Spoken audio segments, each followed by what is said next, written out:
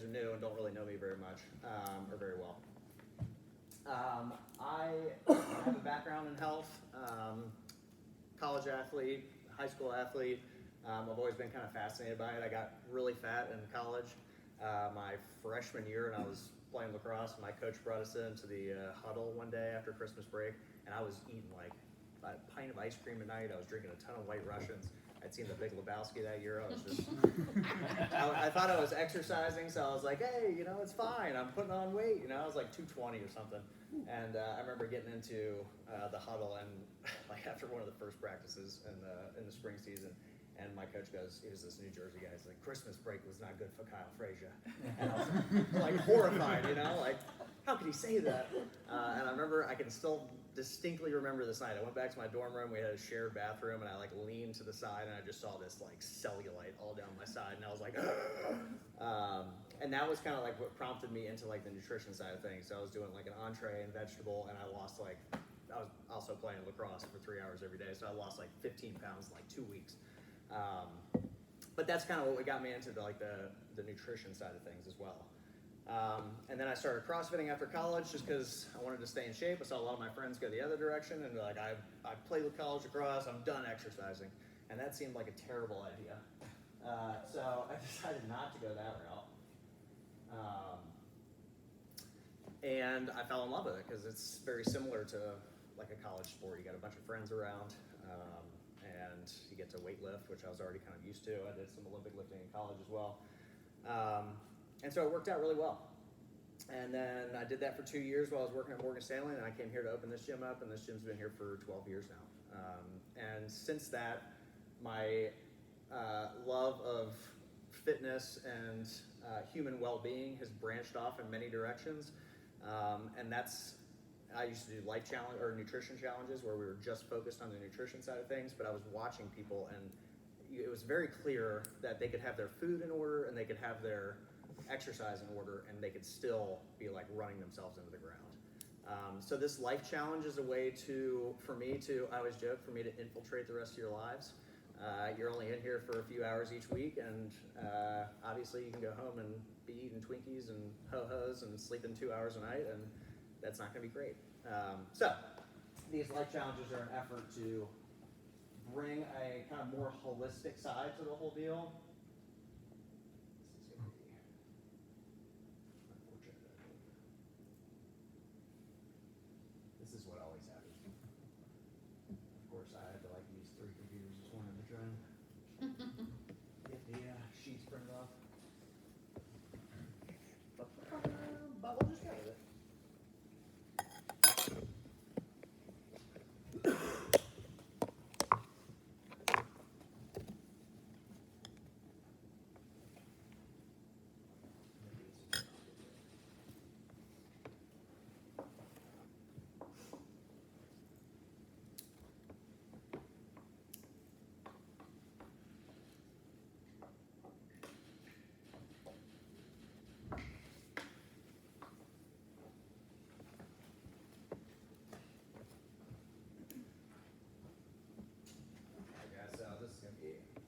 Until that thing turns back on. But the purpose behind this life challenge, I'm trying to bring kind of harmony to the whole body, right? And that means we need to address a lot of things outside of just fitness and working out. And also, it includes things like fitness and working out. Because if you're coming in here and beating yourself up, that's not harmony either, right? That's a self-loathing type behavior, which I see a lot. Where we come and beat ourselves up, and then we go home and drink like 3 or 4 beers a night, and then we, start it all over again the next day.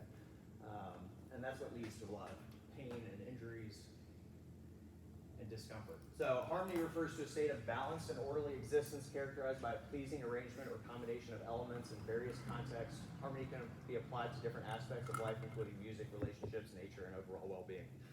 So we can look inwardly and look at the harmony in ourselves, and then we can also look externally and see how we're harmonizing with the people around us.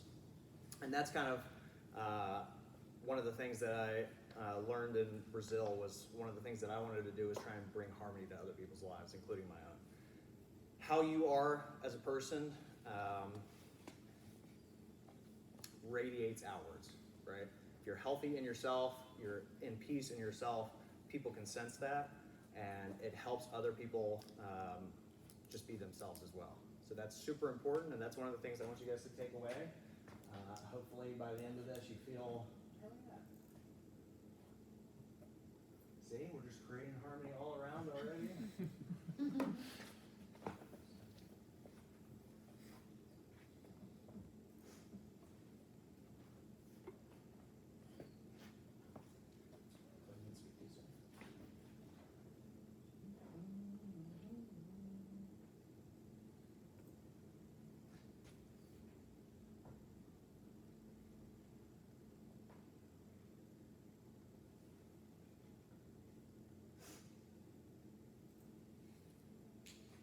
So, this challenge is designed to help you learn a little bit about yourself. One of the things that we're going to talk a lot about is who or what you are.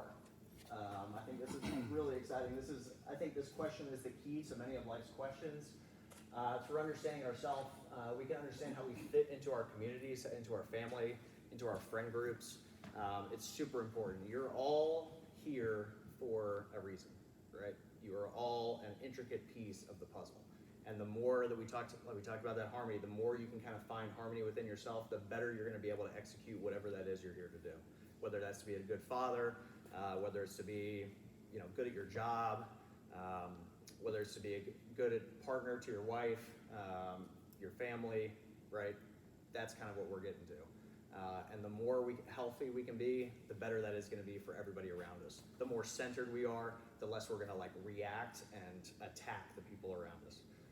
So when we get into some of these practices, that's kind of like the goal, to be able to bring our talents and skills outward. Eat well. Nice. I love this quote. Eat your food as medicine, or you'll eat your medicine as food. Let that sink in for a second. I had some statistics on here about prescription medications in the United States. There are more than 20,000 prescription drugs that are approved for marketing. So that's why you see a constant barrage of medicines on television. About 66% of U.S. adults take prescription drugs. And this is not to bash prescription drugs. I do think that there's a place for them in certain instances, but I think it should be a last resort, right?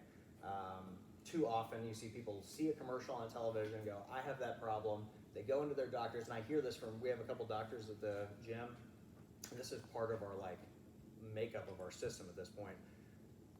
They say a patient will come in, they say, I want Cialis, I want this, I want Viagra, whatever it is. And if the doctor tells them no, that they need to go and explore their own lifestyle, that person will leave that doctor's office and they'll go to another doctor to get that same prescription. And so that doctor then loses that patient and they lose financially. So there's a financial incentive to give that patient whatever they ask for, and people love a quick fix. They love it, right? Every human, when you say you have a problem and someone suggests a quick fix, you're always like, yes, I'll jump right on it. So we want to try and get out of that. The therapeutic areas with the highest spending are anti-diabetics, oncologics, which is cancer medication, autoimmune issues, and respiratory diseases. So diabetes, cancer, not breathing properly. We're going to try and address all those things in this life challenge. Benzodiazepines, opioids, tranquilizers are another big one. The U.S. consumed 30% of the world's supply of opioids in 2015, and we can see that the opioid crisis in 2022, 107,000 people died from opioid overdoses. That's a lot of people. This? Yeah.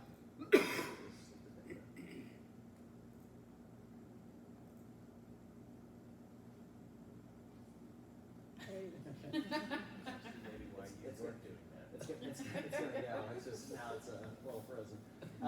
So let's go over the eat well category. So we got two dietary options. There's the slow carb diet, which helps with insulin regulation and fat loss and energy regulation. So if your ultimate, hey, there you go. If your ultimate goal is fat loss and you're not ready for counting macros, the slow carb diet makes it a little bit easier. The biggest focus for you to be is you're basically doing 6 days of low carbohydrate intake. You're eliminating fruit, you're eating vegetables, some fat, and protein. All right. So the goal, when we get into that, I'm going to talk about that a little bit more in the next slide, is to basically regulate your insulin response. If you're constantly going up and down, right, high sugar, crash, high sugar, crash, it's really hard for you to lose weight. The other option is macros, also for fat loss or body redistribution or bulking. So those are the 3 options I gave you on that other sheet. Those are the macros. All right. Points. You get a point for consuming half your body weight in ounces in water each day. Point for 8 ounces of salt water. So first thing in the morning, rather than go for coffee, you're going to put a pinch of sea salt into a glass of water, and that's going to be the first thing you drink. That's going to be combined this time with no caffeine within 90 minutes of waking. Caffeine, the reason that caffeine works is because it gets your adrenal system going, and within the first 90 minutes of waking, your adrenal system isn't even on. So you're kind of like wasting the coffee anyway. So this will give you a bigger bang for your buck if you wait 90 minutes. It will also not give you that afternoon crash as much. So you'll actually be able to use the caffeine the way that you're trying to use it, rather than just basically wasting it.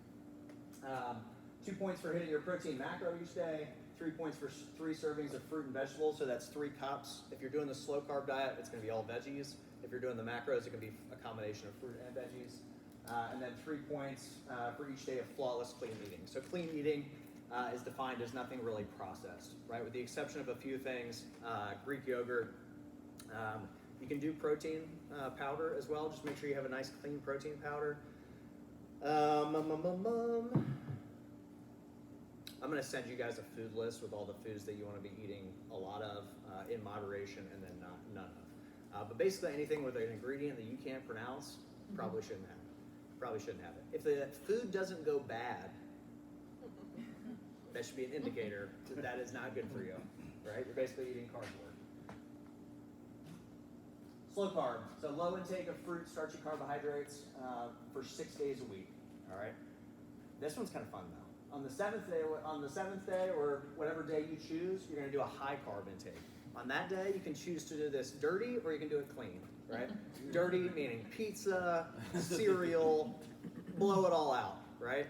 If you choose to do this clean, you're gonna eat a bunch of fruits, you're gonna eat a bunch of potatoes, you're not gonna care about really anything. It's good to still get your protein number high, but you're really not gonna care about how much of anything you eat. And that's one of the other things nice about the slow carb diet as well. You guys you'll be doing clean eating. You'll be tracking your protein, but other than that, you can eat as much of the other foods as you want. You can have as many veggies as you want. You can have I wouldn't say eat as much fat as you want, but I would say you can eat ad nauseum, essentially. The purpose behind, well, I'll go over the protein here. So protein, eggs, chicken, fish, beef, pork, lamb, cottage cheese, and plain Greek yogurt are all allowed there. Legumes, take out the soybeans, I forgot to cut that out. You can have some beans on this one. Just be monitoring your bean intake based on if it makes you feel good. If it makes you extra bloaty, what's the thing? Beans, the musical fruit. The more you eat, the more you toot. If it makes you extra bloaty and you don't feel good, that's a pretty good indicator not to eat that. All right. And then vegetables, pound vegetables, right? As many vegetables as you can get in there. Sauerkraut, kimchi is really good for gut microbiome. Asparagus, peas, green beans, avocados. Yeah, go ham. So what we're trying to do with the slow carb diet is regulate your insulin response. We talked about that a little bit. You eat a heavy sugar meal, your blood sugar spikes, your pancreas releases insulin to kind of bring you back down, and this often leads to a crash. This is why you can eat a bunch of donuts, right? And then like 30 minutes later, you're like, I can eat some more donuts, right? We all just went through Christmas cookies, right? There seems to be no stop button on the Christmas tree button, or cookie tree button, right? We just eat and eat and eat. We pass out on the couch, wake up, eat and eat and eat, right? That's how it works. That's a perfect example of what we just all went through. It can be very difficult to lose weight in that situation, right? If your insulin is spiking, your body is tapping into the sugar that you just digested. and it's not able to tap into the fat. So by doing the slow carb diet and we're tapping into that fat storage because you're not getting a lot of insulin response, when the body is running off of fat, it also uses the fat within your system to pull from. All right. If it's running on carbohydrates, it can tap into fat stores when the carbohydrates run out, but it's less likely. All right. So if your ultimate goal is fat loss and macros stress you out, I would choose a slow carb diet. We already talked about protein, refeeding day, we talked about that as well. So if you do choose to do that refeeding day and you choose to do it dirty, obviously you don't get clean eating points that day. All right. And I say you can go ham on this also, and I kind of mean it, right? Because one of the things that will happen is that this will be fun for about 2 weeks, and then you will feel the results from it, right? Not in terms of like weight gain or anything like that, but you'll really understand that it makes you feel like dog shit, right? You won't be drinking hopefully, but you'll be hungover the next day. So one of the things that's recommended also, if you want to try and play around with it, is after that big refeeding day, maybe try and fast until like noon or 2 o'clock the next day to give your body time to digest whatever Pop-Tarts or cereal you ate the day before. All right, and that's a really important piece, is giving your body a rest. Macros, we talked about this a little bit. This is more of a balanced approach with carbohydrates, fat, and protein. Higher spikes in insulin can actually be used. So that's something that's recommended after you do a heavy workout, is to get a high carbohydrate meal and protein, because the more you can spike that insulin, the more protein is actually able to get in the cells. It kind of opens everything up, and after you've exercised, everything's kind of opened up already. So it can be used, if you're smart about it, as to an advantage, right? You want to get something in within that 30 minutes to an hour range. We got 3 options to choose from. We talked about that a little bit. This is, the slow carb diet might be something you guys can take long term, but most people like to have potatoes every now and then. So it's a little bit harder to follow, I think, for the long term. So you might find it's perfectly fine for you, and that's what you want to do for the rest of your life. But for the targeting of this challenge, it's a really good approach. If your ultimate goal is to like lose fat, it's a really good way to kind of like target that area. And then once you get down to your kind of set weight where you're happy where you are, then you can kind of follow the macros a little bit easier. I like this quote. The body should be treated more rigorously than that it may not be disobedient to the mind. This is part of our mood well category, right? That's the point of having hard workouts. That's what it's nice to have a big group of people so that you can share in your suffering together. It's a very bonding experience. And when you do hard things, right, it becomes easier to do other hard things, right? Greg Glassman is the founder of CrossFit, and he said the greatest adaptation in CrossFit happens between the ears, right, the mind. If you can come in here and do a Murph or do these, like a partner workout we're going to do next that looks challenging, it makes it much easier to take care of your kids. It makes it easier to do hard things at work. You're more likely to go do Ironmans and sprint triathlons and things like that. So we get 3-point categories for this: yoga poses in the morning or the evening for 20 minutes. It's just an opportunity for you to get up and stretch a little bit, right? Too often we get up and we're like, all right, start my day, drink my coffee first thing, take care of my kids. So you might have to adjust your wake up time, maybe a little bit 20 minutes earlier, just so you can get up and kind of stretch a little bit. It's really nice. It's like a little me time, all right? Pulling strength, so 10 minutes of pulling work. This can be legs, like deadlifts, single leg deadlifts, hamstring curls. This can also be upper body. So the front part of your body is considered the superficial part, right? This is where everybody wants to work out, right? I want to get a big chest, I want big arms, but they're much smaller muscles, all right? The back of your body has huge muscles. If you work your this is why guys that don't work their legs get a lot of crap. If you don't work those giant muscles in your legs, it actually you're missing out on a huge boost of testosterone. It also takes a lot of calories. Also, when you tear the hamstring fibers doing heavy deadlifts, it takes a ton of calories to repair that muscle tissue because they are such big muscles. Same thing with your back. Your back has huge muscles on it, so we want to make sure that we're kind of concentrating on those things. I took a pain-free movement specialist course, and he said you should be working your pulling muscles about 3 times as much as you work your pressing muscles. So this is a good opportunity for you guys who want to get a pull-up. You can do banded pull-ups, you can do ring rows, chin-up grip ring rows, anything where you're pulling, all right? Bent over rows. Shrugs even, you know, everybody likes a good shrug. So, and then CrossFit classes, you get 3 points for coming to class. Push, push, pull, we just... For the yoga, does that have to be first thing in the morning? No, it can be morning or evening, or in the middle of the day if you want. Yeah. Was it 3 points for each one of those things, or three, like, you do it, those three, get 3 points? No. Yeah, it's, I can't remember if it's 3 points for each one. It might be 2 for the accessory work. But yeah, it's for each one. So you guys will get a spreadsheet also, and I printed out for you if you guys want to put them on your fridge. You're going to get a link to this, and this is the spreadsheet for all the categories. All right. And when you go through each week, some people like to put it on the fridge so they can just mark it off and they don't have to go to their computer every time. But there's little check boxes, and every time you check one of those boxes, it's going to mark the points off for you. So you don't have to do any calculations or anything like that. And then it will automatically filter into the leaderboard, so we'll kind of see where the teams are. As far as your question goes, I won't show you here. I think it's like, okay, we can figure it out. yeah, I think it's maybe like 2 for each one. I think it's 3 for CrossFit Plus. Just an example of the pulling muscles I talked about just now. I should have flipped the slide. What are you working for? So there's 2 different ways you can kind of treat the muscle. You can work for strength, or you can work for hypertrophy. Strength is obviously strength. You want to get stronger in that position. Hypertrophy is to make those muscles bigger.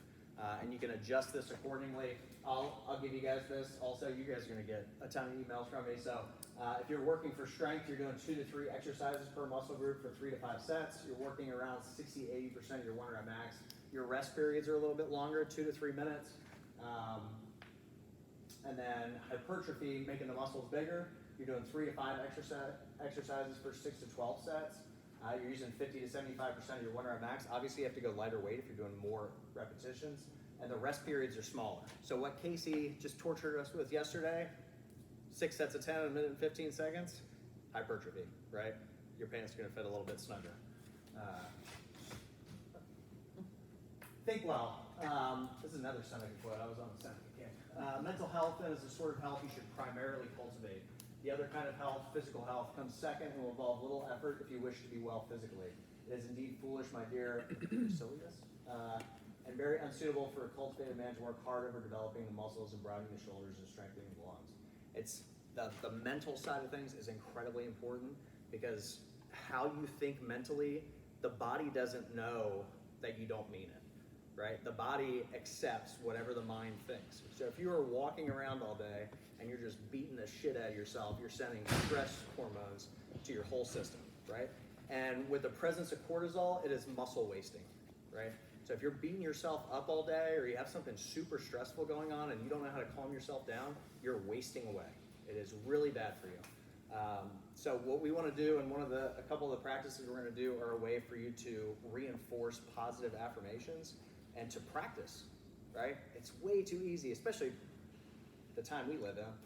It's way too easy to be negative. There's so much negativity, either coming from media or from world events. So you kind of want to create a little cocoon for yourself in your own system, and that's kind of the ultimate goal, is to be at peace, all right, with whatever is happening. So think well parameters. You get 2 points for 7+ hours of sleep. You get 2 points for breath work and IM meditation. You can do that up to 2 times per day, and some of these you can combine together. You cannot count your sleeping and meditation together, though. Those are not the same things. I meditated for 7 hours last night. We have mouth tape. I'm going to have to order some more. If you're a couple, I'm just going to give you 1 roll. I read this book by James Nestor while I was in Brazil called Breathe, and it's not a full head tape, right? It is I joke, it's like a little piece of like a little Hitler mustache right here, all right, so you can look attractive to your spouse. But it's just on your lips, and it's to reinforce breathing through your nose, all right? Breathing through your nose is the way to breathe, all right? When we're doing Fran, I'll let you breathe through your mouth, but other than that, you should practice breathing through your nose. If you were to take your fist and put it, or a pool ball rather, and put it into your head, that's about how much space your sinuses take up. It's a lot. And like any muscle, if you don't use it, it atrophies. So you might be like, I can't breathe through my nose. You might be a mouth breather. And what you do is, as you practice this more and more, your nasal cavities will expand, your sinuses will improve, and it'll become much easier to breathe. The reason it's important to breathe through your nose conditions the air as it's going into your lungs. So you're actually able to, well, actually I don't want to get too far into that. That's in like one of the next slides. Let's keep going through here. 2 points for automatic writing. I'm going to get into that as well. Automatic writing is sitting down, asking yourself a question, and then just writing. All right. We'll get into more of that as well. 2 points for 20 minutes of sauna. This is one of those things you can combine. If you go into the sauna and Chatty Cathy's not in there, you can take that time to be meditating or breathing, or you can tell them, shut it. If you are in there and you got your eyes closed and your fingers together, they'll probably get the idea. And then 2 points for 5 minutes of Mala bead practice, and we'll get into that as well. Nasal breathing. Learning to breathe consciously and consistently might be one of the most potent ways to optimize the body's functionality while also bringing your nervous system into harmony. So these are just a few things that will help by nasal breathing. Nitric oxide is how much oxygen it helps oxygen get absorbed into your red blood cells, so you actually get more oxygen by breathing through your nose. Improve lung function. We talked about conditioning the air as it comes in. Improve posture. That was a really cool thing in the book. There was a bunch of people that had scoliosis issues, and there were doctors that were taking them through breathing exercises where they would fill everything up. And right, you got this big diaphragmatic balloon in here, and as you can expand that, right, and then move through stretching and stuff, you're basically like creating an inner pressure to help straighten your spine out. Reduce stress response, improve sleep quality, better athletic performance. The facial structure thing was really interesting. So if you're a chronic mouth breather, the palate of your mouth will actually turn up, and that's why your teeth get all jumbled together. So if you grew up and your teeth were all crooked, it can be for a variety of reasons, like not chewing enough, but it'll actually flatten your palate out and maybe save you from a trip to the dentist. It'll reduce risk of respiratory infections. It'll activate your parasympathetic nervous system. It has effects on your heart health, emotional stress. You need to be breathing through your nose. That book scared the shit out of me as far as not breathing through my nose. And that's what the mouth tape is for. So the goal, and this is hard. My 65-year-old parents can do it, so I think you guys can do it. The first week, we're going to do this based on attempts, right? So if you do 10 minutes when you get in bed, we're going to put it right here, and that's all you can handle. You take it off. Next night, we're going to try and go for 20 minutes, 30 minutes. It's just based on attempts. If you wake up in the middle of the night and it falls off or you take it off, that's okay, right? As long as you're trying to do it, I think it'll make a big difference. One of the reasons it's important to breathe through your nose while you're sleeping. When you breathe through your nose, I'm going to butcher this. I don't think it's a vasodilator. There is something that is produced in the system that inhibits you from having to pee. This is why dogs don't wake up in the middle of the night to go pee until they start getting older, right? So if you're someone who has to get up like 2 or 3, 4 times in the middle of the night to pee, and your mouth is dry, it's a good indicator that you're breathing through your mouth while you're sleeping, or you're drinking way too much water before you go to bed. That's why it's really important to kind of help with overall wellness. The yoga, right?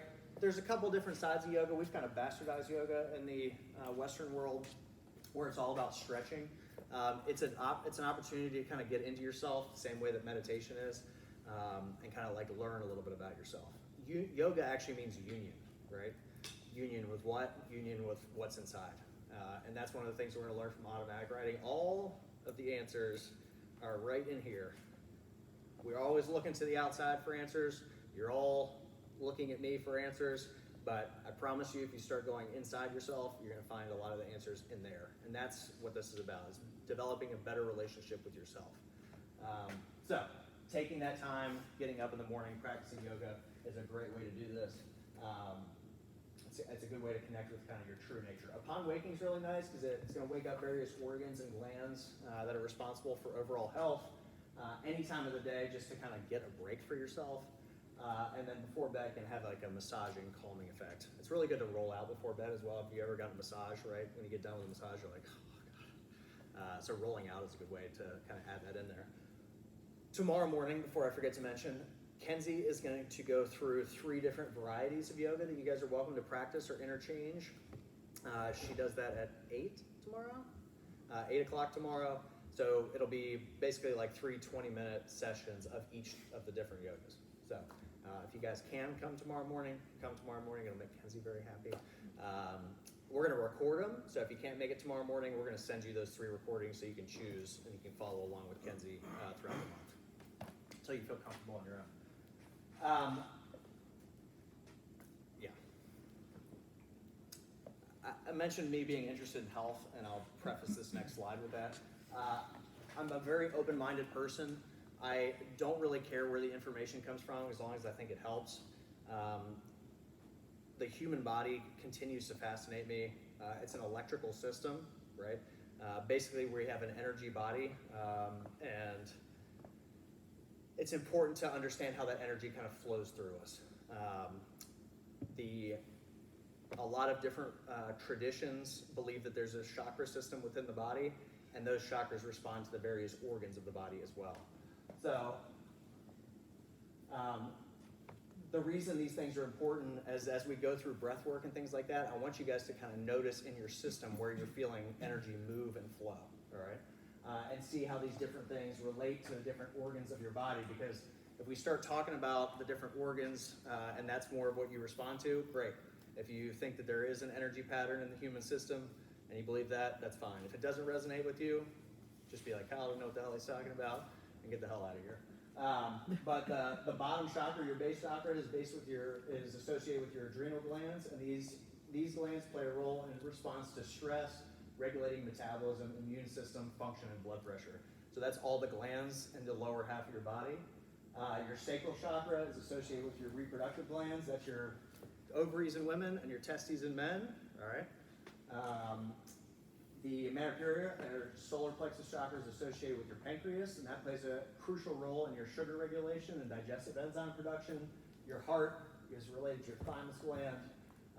It involves the development of the immune system, particularly in T cell maturation. Those are the cells that help with fighting off disease. Your thyroid, there's a lot of women that have a lot of thyroid issues, you've noticed. And some believe that that's an inability to speak your truth, right? Some of the yoga postures we're going to do in the morning are a way, and this is why I think it's so fascinating, is because there's like a spiritual component to it, but all these practices have direct health consequences. And that's what I care about, right? What are the health consequences of these? So one of the stretches we do in the first thing in the morning is this shoulder stand, where it's first thing in the morning, and you're going to get it on your shoulders, and you're going to put your feet way above your head, and you're going to feel all that blood drain from your feet, and it's going to go right into your neck and right into your head. So we're basically like waking the whole system up.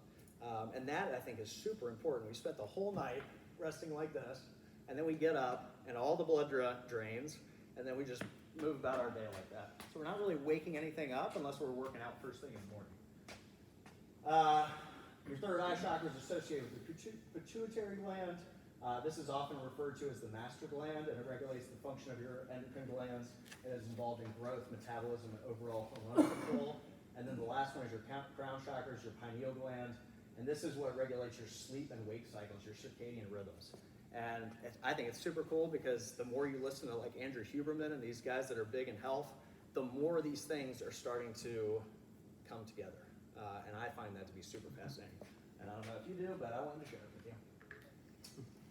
Automatic writing, this is also cool. So you guys will kind of get direct experience of this the more you practice it. And that's what's really important. If I come in and I teach you how to do a power clean one time, the chances of you being good at that are not high. Unless you're just like a freak athlete. But the more you practice it, what happens? You create, and this is why we hammer drilling. The more we practice each one of those positions, the more that muscle memory is there and it's just grooved in. Think of like a mountain and water flowing down the mountain. If water flows over one spot one time, probably not going to get a big groove. But over time, you get these deep grooves, all right? Same thing happens with your mental pattern. If you're constantly beating yourself up, you're reinforcing that same groove. So it's building a connection with yourself, your higher self, insights into who you are, and you can ask yourself any kind of questions. What do I want to do in the world? How do I want to be? And what you do is you try and let your mind relax. And a lot of times automatic writing is just scribbling. And they'll just scribble, and at the end of the scribbling, you'll look back at your scribbles and try and interpret it. You can write. The way this manifests for me is that I'm a very, it's called clairvoyant, but I see things, right? So I see the words as I'm supposed to write them down, and a lot of times I'll keep my eyes closed and they'll just kind of like pop in there, which is kind of cool. So you might experience it differently. You might hear something. It's just kind of a feeling thing, but it's really cool. I did this. I did a 8-day silent retreat when I was in Brazil, and it was all fasting. If you guys have an opportunity to do something like that, it is incredible. But I did automatic writing at the beginning, asking what I should learn from this, and it sounded like a bunch of hippy-dippy babble nonsense. And then I read it at the end of that, and I was like, holy shit. It was spot on in every aspect. I didn't have any clue what it meant at the beginning, and I totally understood what it meant at the end. And it was just super reinforcing to me as a way to kind of like learn about yourself. So that's why I wanted to bring it to you. It also has been coming at me, so. How do you do that? Create a relaxing environment, set an intention, clear your mind, start writing freely, review and reflect. Like I said, the more you practice this, the more it's gonna stand out to you. Can I ask a question? Sure. Excuse me. So your prompt is kind of your intention. Yeah, absolutely. Yeah, if you don't really have anything, you just wanna know like, what do I need to know about my day? Perfect. Yeah. What your purpose is. How you should treat a situation. All these things are super important. I asked it about how I should approach this life challenge. So hopefully it works. Model bead practice. This is also another ancient practice that I think is super cool. This is also something I did a lot of when I was at that silent retreat. They're also called rosary beads, right, in the Catholic tradition. What you do, this is like a repetition thing. So one of the things they say is like super meditative, right, is sitting down and doing a menial task. There's a few people that work over at Avenue A, and they're a drop ship company basically, and they have to close packages and open packages, and they just do that all day long. And I've heard we have like several members that work there sometimes, they say it's super meditating because you don't have to think about anything, you're just doing. And we've all been in that kind of like flow situation, right? And that's kind of what this is supposed to help you with.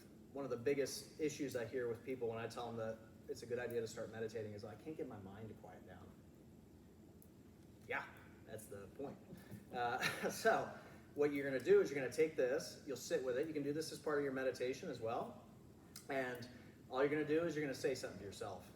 I love myself, right? And then when you do that, you just push the bead down. I love myself. Push the bead down. I love myself. Push the bead down. I love myself. Push the bead down. And you're hammering in, I shouldn't say hammering, you're gently suggesting to yourself, maybe you're hammering in first, I love it. You're gently suggesting to yourself a way to feel, right? And over time, it's going to allow for your mind to quiet down. A lot of times they suggest using a mantra where you don't even really understand what it means, something very foreign to you. So Om might be one, Om Mani Padme, Om is another one. There's a ton out there. And yeah, it just gets you into kind of a nice state. It can be really good while you're walking also. So if you go for walks in the afternoon, and each time you step, you just push one of those beads down. I put little descriptions of each one of these different crystals up here as well. So the idea is that different crystals have different kind of energy about them. And so whatever you need it for, whether it's rest, relaxation, courage, pride, there's a suggestion that each one of these crystals has a certain vibration to it. So if you're into the hippy dippy shit.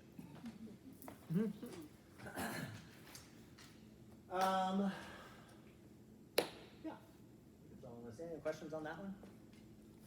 Cool. Sauna. Sauna's out back.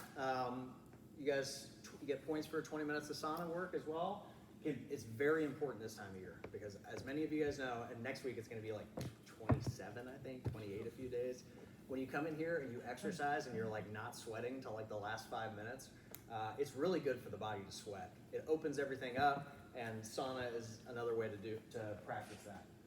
Improve circulation, muscle recovery. My favorite time to use the sauna is right after I work out or in the afternoon. If you haven't experienced the sauna in the afternoon prior to sleeping, it is the shit.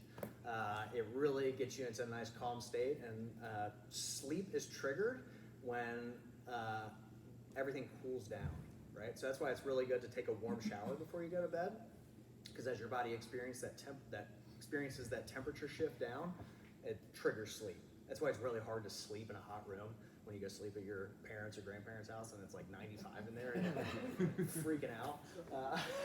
That's why you're not getting that body that dip in temperature.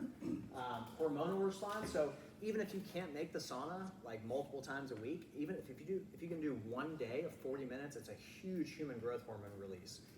You're basically, and I think this is really cool also, you are sending acute stress to the body and the body responds. So green tea is a good example of this as well. Green tea is shown to have like antioxidant benefits, right? But green tea actually doesn't have any antioxidants in it. It's your body that has antioxidants in it. And green tea irritates your system in such a way that it releases antioxidants. The body is what is doing it, right? It's like fasting. The body will repair itself if you allow it. That also, I think, is super cool. There's a, I don't know if anybody listens to People's Pharmacy. Maybe it's an old people thing. But it's on NPR this morning, riding over here, and I just listened to the radio in the morning. There was a People's Pharmacy show, and it's also on their, on NPR Online and, podcasts. It's a podcast as well. And this morning's topic was how interferon in the body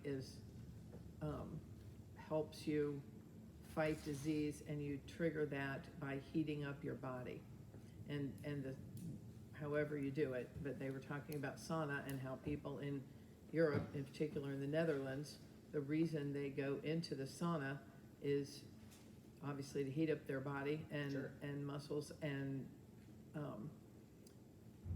that as Americans we have really destroyed that, because heating up the body improves your immune system. Yeah. And they went into the chemistry of how it releases all of this stuff. But we have killed it in the U.S. because we take NSAIDs and aspirin and Tylenol, and we bring our temperature down. Sedentary We're not lifestyle. heating it up enough. So anyway, Yeah. if you like that kind of, You're not allowed to build a house in Finland without a sauna in it. yeah. So, So if you like that science stuff, it's on People's Pharmacy. I'll give you guys some stats also that I think are super cool. 2 to 3 times of sauna use per week is a 27% reduction in your likelihood of having a heart attack. If you use it 4 to 5 times a week, it's a 45% reduction in your likelihood of having a heart attack. It's also a 70% reduction in your likelihood of getting Alzheimer's. Oh, That last one is really important. yeah. Nobody wants to mess with those diseases. They are terrible. So, something to keep in mind. Anti-inflammatory effects, blood pressure regulation, stress reduction, immune system boost. I've been CrossFitting for 12 years, and I've been in a state of perpetual soreness for 12 years. 14 years now, actually, 14 or 15. I feel better now with that sauna and cold plunge than I ever have, and I'm older, right? I'm 38. So those things make a huge difference. If sauna is a vasodilator and it opens everything up, right, the cold closes everything down. So if you can do a combo of those two, it's amazing, right? Get into the sauna, everything opens up, and then you're getting into the cold plunge and it's squeezing everything shut. It's basically like flushing your whole system, which I think is super cool. So, it's worth trying, for sure. This is kind of a little bit along the lines of what I was talking about. Everybody's experienced that time where you have like a 2 or 3 days off and you just want to relax and you can't really relax, right? It's very important to have both sides of the equation. And they talk about this kind of in gender roles as well. So everybody has a bit of masculine and a bit of feminine in them. The masculine is considered the active portion and the feminine is considered the passive. It's much easier to relax if you can do something active first, right? Think about our classes. We do a hard workout, right? And then what we do right afterwards? Lay down. Lay down, turn all the lights off, and relax. It's much easier to do those two things next to each other. So keep that in mind if you ever have like the day off and you're like, I'm just gonna relax all day today. And maybe you need that, but maybe try and do a little something in the morning, right? It'll actually help you relax a little bit. So we're gonna have, part of this challenge is kind of balancing out those two things, right? Very active practices would be CrossFit, pulling work, Mala bead practice, eating. We're gonna have some that are passive practices, focusing on your sleep, meditation, and sauna use. And then we'll have practices that encompass both. Automatic writing, right? You're writing, that's active, right? But you're also passive, you're just listening, right? Breath work can be the same way. You can do very, very active breathing, and you can also do slow breathing, all right? The breath work thing has been wild to me. I'll give you guys a little story. I'm human also. When I was like 31, 32, I was experiencing a lot of stressful symptoms when I would come in here to work out, and I don't consider myself to have a very stressful life.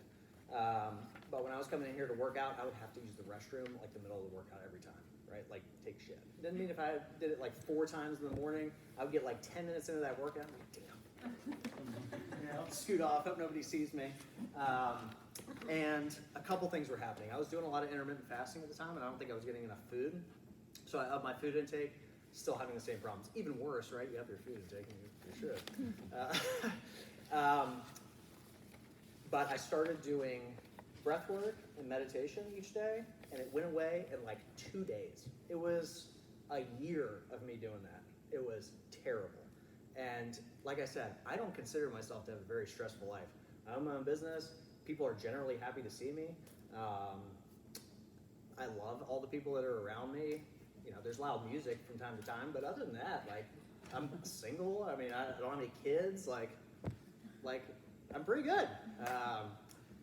And still, there's like a background level of stress, right? And that is probably happening to each one of you in their own way.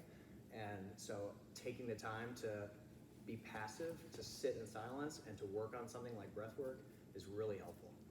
I also lost 5 to 10 pounds just by doing that. So for what it's worth, if something is plaguing you, it's worth practicing. Using that kind of like masculine and feminine ideas, these are both within us, right, in their own way. So kind of like the hyper masculine is like the go, go, go, right? Pound, pound, pound, be active, be active, be active. And then what happens? You get sick, right? This is what happens to people when they go, go, go, life, life, life, and then they go on vacation and everybody gets sick, right? It's the same idea. If you have a lot of feminine energy in you, the way this manifests also, passive to a fault, you feel powerless, there's a lot of weakness, codependent, there's no structure. So one of the targets that we're going to kind of focus on is for you to kind of examine your own life. Where is there structure and where is there maybe no structure? And that you guys will like this, I think I have a little bit more feminine energy in me than masculine energy. And the way that manifests in me is I like to flow, right? I like to flow through my day, and I like having conversations with people, and I like to just kind of let things fall as they may. And the problem with that is that if there's not enough structure in my life, things slip by the wayside. And so while I'm just busy like flowing through my day, in the back of my mind, I'm like, hey, you should probably do this. You should probably do that. And I'm like, no. I'm just going to flow. And then over time, that laundry list of things that I need to be taken care of gets bigger and bigger and bigger. And while I'm still flowing through my day, at the end of the day, there's a ton of stress. So I never realized this, but my mom seemed to know it. When I would get off from school, sometimes like for spring break or whatever, my mom would make me go work at the florist. My best friend's parents owned a florist, and I'd be so pissed. It's spring break, and I gotta go deliver flowers. But she understood that I needed to be very active. I really thrived in college playing sports because it gave me something to do, and it kept me busy and structure. And so there wasn't time for like messing around. So one of the things I want you guys to kind of look at in your life is like where are you employing that structure, that active activity, and where are you giving yourself time to be passive? Where are you giving yourself time to recover? I think that I see this in a lot of people in the evenings in particular, and you guys will probably feel this on a deep level where you want me time, right? So I'll stay up till like 11 or 12 o'clock at night watching TV or scrolling on my phone, right? Because that's like me. That's like me pulling myself into kind of a little bit of a selfish time. But the problem with some of that stuff is it speeds up time, right? When you drink, when you smoke weed, when you have these like practices that maybe aren't the healthiest practices, it speeds things up and you lose it. And then you wake up the next morning and you start it all over again. So how do you find, and that's what I want you guys to practice with some of these practices, is how do you find that time in a way that doesn't take, right? I heard one time that drinking is just borrowing fun from the next day. So, something to consider. It's kind of true? And as you get older, it's borrowing from the next day, and then the day after that, and then the day after that. I think that's about all of it. Oh, one last little challenge. You guys can pass these note cards around.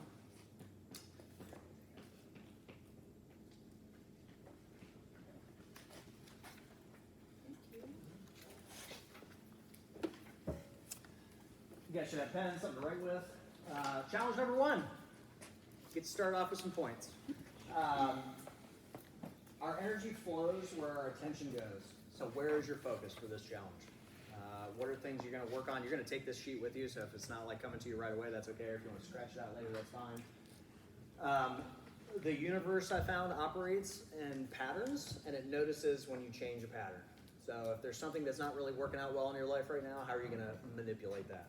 One of the things that you'll have to work on is that structure aspect. If you're going to get up and do 20 minutes of yoga, you're probably going to need to adjust your wake up time a little bit.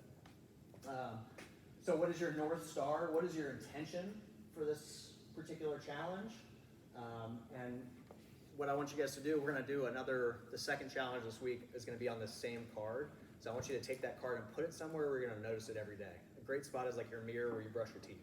So you can look at it in the morning and you can look at it in the evening and reinforce whatever it is that you want. Because your emotions and your thoughts will come and go, right? So what you decide today, you're like, I'm gonna, lose weight, or I'm gonna make sure I'm exercising consistently, or whatever it is.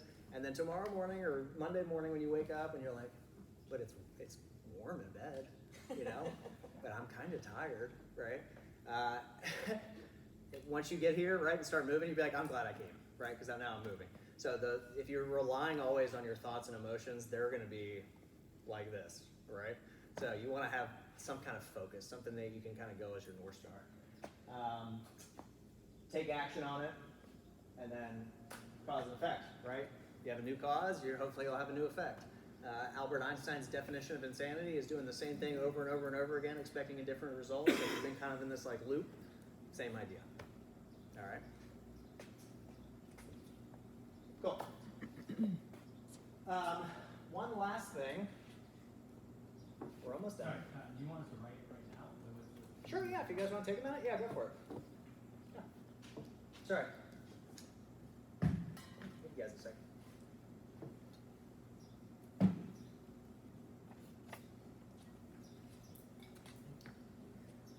What's that? Yeah. Yeah, write your intention for the challenge. If you have a particular goal in mind, try and be specific with it. Maybe it's to find some peace. Maybe it's to lose a few pounds. Like I said, exercising consistently, consistency in your diet. Maybe how you want to feel also. More energy. Nice to your kids. Or patient.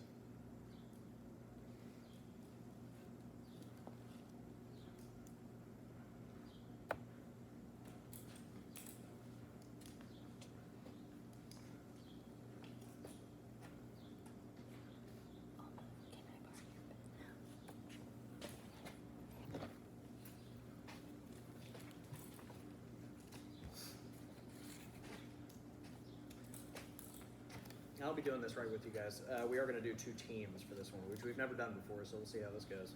And so we break everybody up into like 2 to 3 person teams. So based on who's in here, and if you've done a challenge before, I'll know who the heavy habit hitters are, and I'll try and spread you guys evenly. If something happens and life hits you and you fall off the challenge, that's okay. You got 11 other people behind you to back you up, or 10 people. So yeah. If you fall off for a week, try and get back on the next week.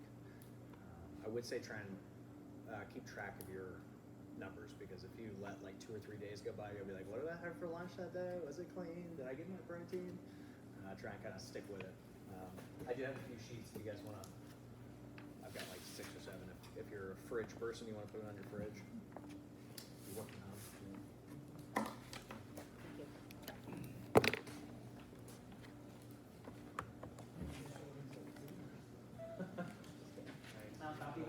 One thing that's annoying is that I share this. I share the Google sheet, and for whatever reason, my domain, Kyle at CrossFit James Island, requires you guys to also ask for access once you get it. So I apologize, but I'll send you guys out some emails tomorrow as well. Cool. The last thing I want to talk about, hopefully it'll be helpful, is the I am practice. When we sit in meditation, I kind of wanted to have like a visual for this. When you sit in meditation, one of the things that's recommended most often is to have a self-inquiry practice, to ask who you are or what you are, and to try and pull yourself out of your like little self. If that makes sense, right? So I put an example on here. We have Kate, and when you're a young kid, this is kind of cool too, because this is a psychology thing that I learned. Young children have what's called a lantern perception. So they experience their environment from a lantern perspective. And then once you start hitting about 3 years old, you start experiencing more of your life through your eyes, right? Through your like me self, right? That's why like little kids, when you see them play with like rocks and stuff, they're not playing with rocks. Like that's a person, right? That's Tim the rock, or that's Tim or Tony the snake, and it's just a stick. Right? Everything seems to be alive to children in some way. And it's because they experience the world not as themselves, but as everything. Right? It's this lantern perception of reality, which I think is super cool. And when you're about 3 years old, your I am kicks in, right? And that's when you start becoming me, right? And so I use the example of a young Kate here who's turning 3, and as she comes into her own like awareness of life, her parents start telling her what she is. You're cute. You're pretty. You're a preschooler, right? You're creative. You're tall. You're blonde. And each time that someone tells you what you are, you get a little label on yourself, right? And so this big lantern perspective of you are everything starts to get a little smaller, right? It gets a little bit smaller. And you get narrowed down, right? Now you're creative. Now you're tall. Now you're blonde. Now you're smart. Actually, you're a bit selfish. You got big feet. You're a white person.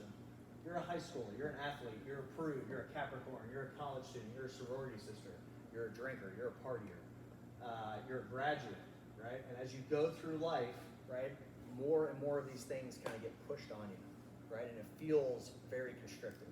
And a lot of times, the strongest that gets is right around 40 years of age. You've ever heard of someone having a midlife crisis? Mm-hmm. Right? You've had so much of the world tell you what you are that you lose it, right? You get depressed and you have to escape. I'm quitting everything. I'm getting a divorce. I'm buying a sports car. I'm moving to Florida. It's an effort to pull yourself out of all those like labels and things that have been put on you. There's a much easier way of doing this, and that involves trying to practice this on a day-to-day basis so you don't flip out at some point. And that's kind of one of we'll keep going here. So as time goes on, right around 40, this gets the strongest. This becomes the most like restrictive. And then what's happening? Then we start to go into the second half of our life, right? We retire. Oh, I'm not an architect anymore. I'm not a construction worker anymore. I'm free. And this can lead to a little bit of an identity crisis. If you've ever had parents that retire and they don't know what to do with themselves, right? Because they've restricted themselves to that role. And once they're not that role anymore, same thing with parents when their kids leave school or leave the house. Oh, I'm not a parent anymore? What the hell am I? So, retired, divorcee, bookworm, beachgoer, and as time goes on, you become less and less, right? Now I'm just a grandmother. Now I'm just a dog walker. Now I'm just a beachgoer, right? It starts to like release those bonds until ultimately you die, right? Yeah, I mean, that's what's coming, guys. I hate to break it to you. No matter how many life challenges you do, it's coming. Nobody makes it out alive. So, we're ending on a nice depressing note. Right? So, one of the things that we're going to practice when we do these like mala beads things is to kind of release those bonds a little bit. So, like I'm kind, right? You're pulling yourself out of all the things that you think you are, and you're kind of going back to the base layer. I'm love, right? I'm understanding. I'm peace. You're pulling all those things out, and you're going to do the same thing in meditation. You're going to try and get to like the root of what you are versus all the things that people have told you you are. It's really nice. It's really nice. And if it takes 8 days of fasting, I can promise you at the end of it, it's amazing, right? It's a very free and peaceful feeling. The second aspect of this is this, and this is kind of cool because you guys will be able to relate to this.